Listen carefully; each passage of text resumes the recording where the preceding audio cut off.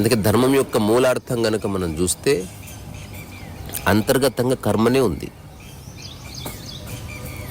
ఆ కర్మ ఏంది అన్నది వేరే విషయం. ఎగ్జాంపుల్, ఇప్పుడు ఒక పువ్వు యొక్క ధర్మం ఏంది అంటే విరబూయడం, మేఘం యొక్క ధర్మం కురియడం, చెట్టు ధర్మం గాలి ఇయ్యడం, మామిడి చెట్టు ధర్మం కాయలు ఇయ్యడం, కుక్క ధర్మం మురగడం, పులి ధర్మం వేటాడడం.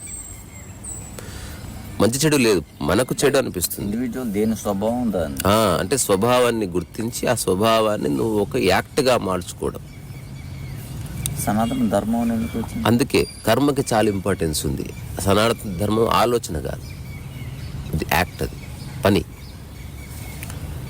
అంటే ఎరుకతో కూడిన కర్మ, సామరస్యం చెడకుండా చేసే కర్మ ధర్మం అన్నట్టు.